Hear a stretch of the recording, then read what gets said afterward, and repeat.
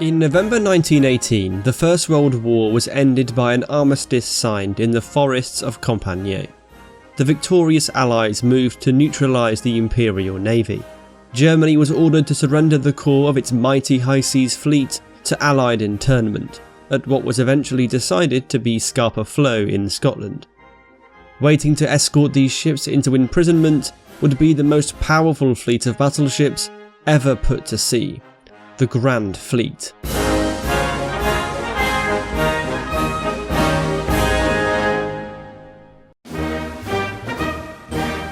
The fate of the German High Seas Fleet was a key sticking point in the armistice negotiations in November 1918. Initially, the German naval representative, Captain Vannersloh, had insisted that the Imperial fleet could not be interned since it had not been invested in combat. The British First Sea Lord, Admiral Weems, had grimly replied that if that was what was needed, the Germans had only to leave port. When the armistice was eventually signed, it required the Kaiserlicher Marine to surrender 10 of its latest battleships, 6 battle cruisers, 8 light cruisers and its 50 most modern destroyers. This was in addition to all of its U-boats, which were ordered to surrender at Harwich to Commodore Reginald Tyrwhitt. From November 20th to the start of December, 176 German submarines presented themselves to the British in Operation Deadlight. It was a fairly low-key event, with each sub secured by British sailors before the German crew was sent home. The surrender of the German High Seas Fleet, however, was to be not even remotely low-key, not least because of Admiral Sir David Beattie's desire for an emphatic statement of Britain's naval dominance. Beattie was the Commander-in-Chief of the Grand Fleet, the formation in the Royal Navy which had faced off against the High Seas Fleet across the North Sea for the last 4 years. It was by far the most powerful Allied naval formation, and by 1918 had a weight of naval firepower the likes of which the world has never seen before or since. Beattie's opposite number, the German Commander-in-Chief Admiral Franz von Hipper, could not bring himself to lead his fleet into captivity, so the task fell to Rear Admiral Ludwig von Reuter.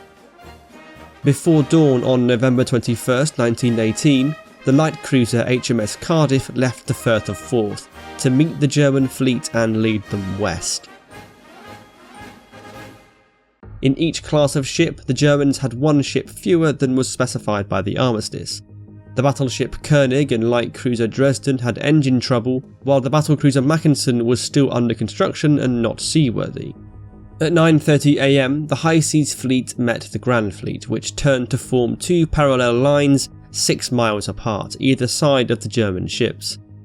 In total, the Grand Fleet numbered 33 battleships, 12 battlecruisers, 34 light cruisers and 120 destroyers, which took up station at the rear. It was an awesome gathering of naval firepower, designed to underline to the Germans the scale of Allied naval supremacy and put any thought about a last-minute blaze of glory to rest. After a couple of hours steaming west, the High Seas Fleet and its vast escort arrived at Inchkeith in the Firth of Forth, and by noon the German ships were moored, watching the Grand Fleet steam past.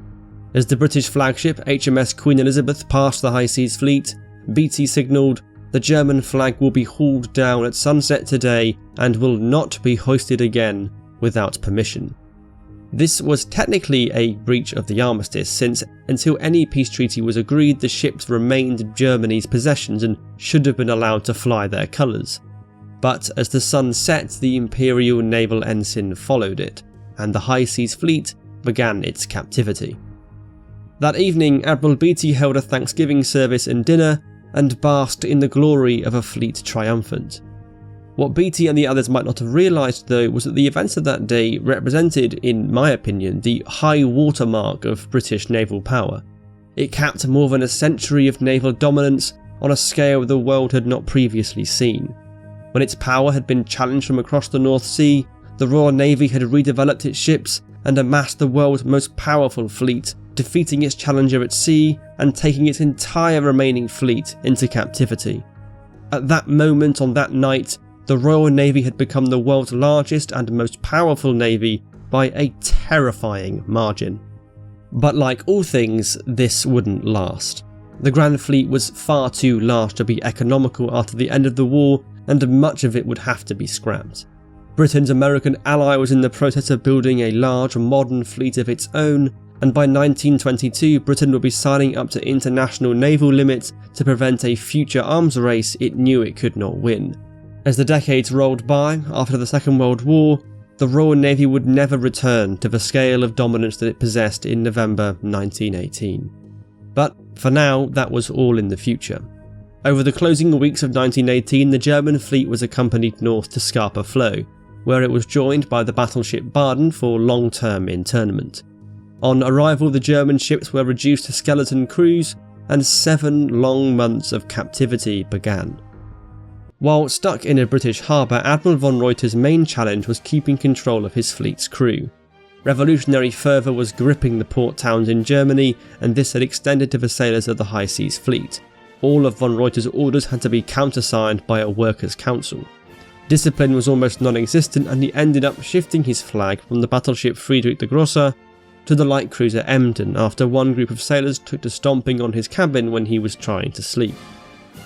Concerned that there might be a fully fledged attempt at mutiny, von Reuter had to secure assurances from the British that they would help him restore control if such an event took place. While the German admiral played cat and mouse with his men, in Paris the fate of the High Seas Fleet was being decided by diplomats. The French and Italians wanted to be awarded a quarter of the fleet each, while the British were keen for the entire fleet to just be destroyed. The last thing the Admiralty wanted were ex-German battleships running around the Mediterranean, whichever flag they flew. Discussions rolled on into 1919 until matters came to a head in June.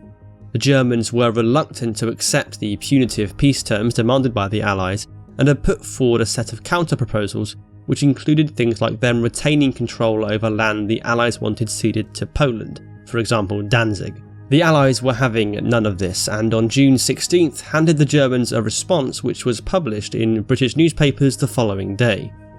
The Allies refuted the bulk of German demands and ramped up pressure on their opponents in the final paragraph. The Allied and associated powers therefore require a declaration from the German delegation within 5 days that they are prepared to sign the treaty as now amended.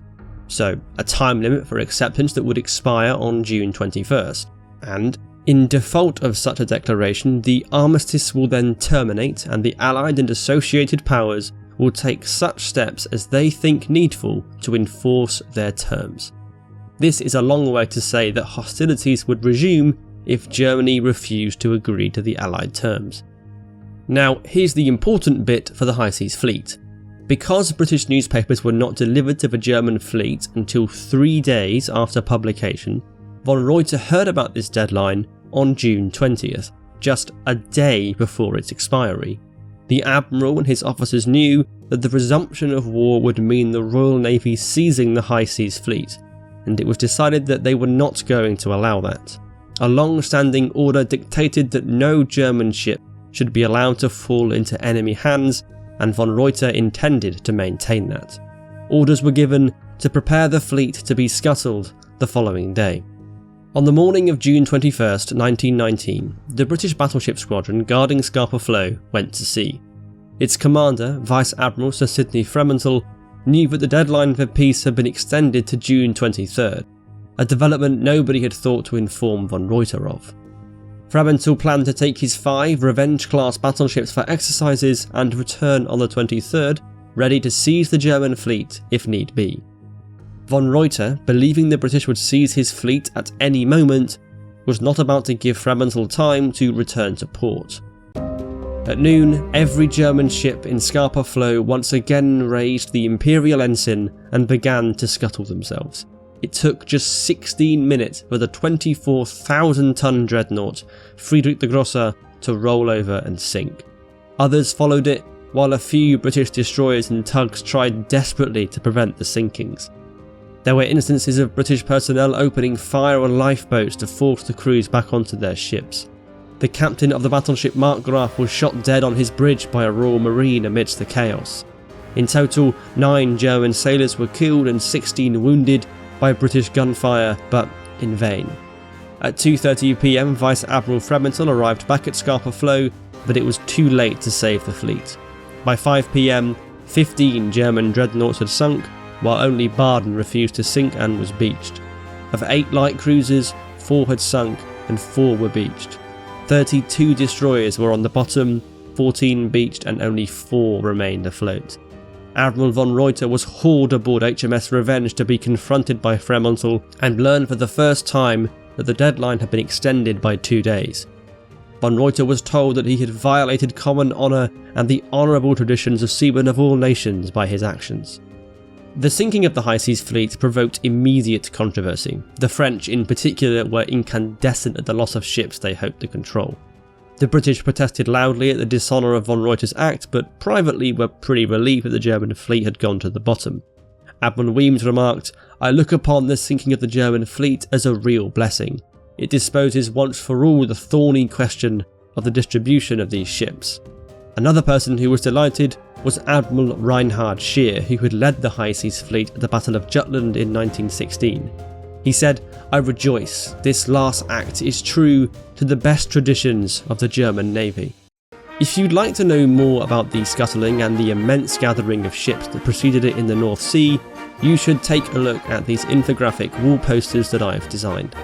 They're packed with extra information about the ships involved and cool graphics depicting the history as accurately as possible.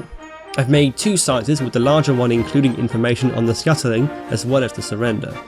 If you'd like to get your hands on one, you can find them on sale over at Teespring, links to which are in the description below and possibly below this video itself. As a bonus, I will be giving a couple of random patrons a copy of the poster for free, so sign up to pledge $3 or more by the next video's publication to be eligible for this draw. Thanks as always to my patrons for supporting these videos, and thanks to the rest of you for watching, and I will see you next time.